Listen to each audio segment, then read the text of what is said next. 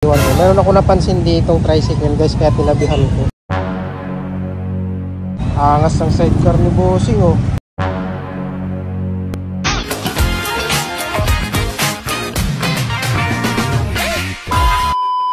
Guys, may katabi si Trimax oh. Stick ng sidecar ng motor.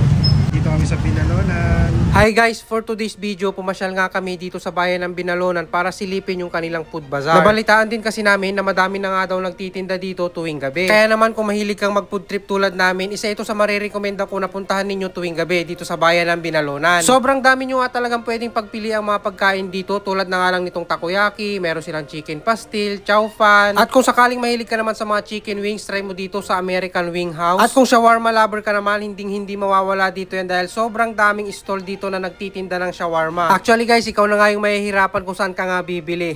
At kung shawarma nga yung cravings mo pagdating mo dito sa food bazaar ng Binalonan, isa itong gem roast shawarma na marirekomenda ko sa inyo. Dahil bukod nga sa pure beef yung gamit nila, ay masarap din yung mga sauce na nilalagay nila. At isa pa guys, meron nga nakalagay doon sa karatula nila na pwede nyo nga munang itry kapag hindi daw masarap, libre na. Kaya nga nabusog ako dito guys eh.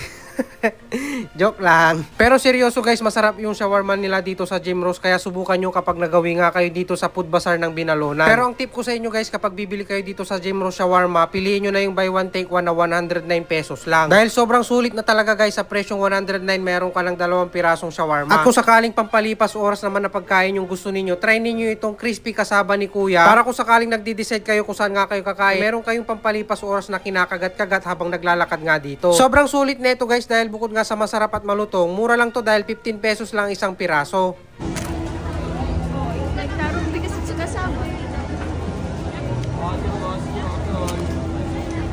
Sayang nga lang guys, dahil nung pumasyal nga kami dito ay hindi nga gumagana yung dancing fountain nga dito sa kanilang park. Pero kung mabalitaan namin na nag-resume na ulit yung operation ng dancing fountain nila dito, ay babalik nga kami. Bukod nga sa food bazaar nila dito, ay meron din kayong mga mabibili na mga RTW items, mga laruan para sa ating mga chikiting na perfect din pang regalo. At habang naglalakad-lakad nga kami, ay nadaanan nga namin itong Quiden, Batak, Ilocos, Empanada. Kaya hindi na din namin pinalampas matikman itong empanada nila, kaya nag-take out na din kami. Ang isang nagustuhan ko nga dito sa kanilang empanada guys, ay iluluto pa nga nila kung ano yung in-order mo. Kaya siguradong sobrang init at talagang mai-enjoy ninyo yung pagkain ninyo ng empanada nila. Ewan ko kung ako lang guys, pero mas bet ko talaga yung sobrang init at bagong lutong empanada kapag kakainin. Bali, eto nga pala yung mga prices ng kanilang empanada guys. Pakipost mo na lang tong video para sa inyong reference. At ayun na nga guys, pagkatapos nga naming mag-ikot-ikot at makapag-take out ng aming mga kakainin, bumalik na nga kami dito kung saan namin iniwan si Trimax. At sobrang na-enjoy ko talaga yung mga tinake out kong empanada tapos yung shawarma.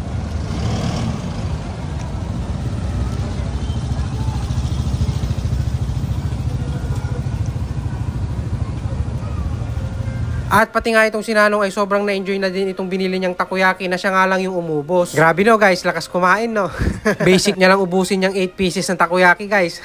At after ko maubos yung shawarma na kinakain ko, sinunod ko naman kainin itong napakainit na Ilocos empanada. Sobrang sulit talaga guys, napakasarap nitong empanada, lalong lalo na kapag bagong luto. Kaya guys, kung sakaling gusto nyo mag family bonding o mag food trip kasama ang inyong mga barkada, try nyong pumasyal dito sa food bazaar ng Binalonan. Dahil siguradong masusulit at may enjoy ninyo ang pagpasyal ninyo dito.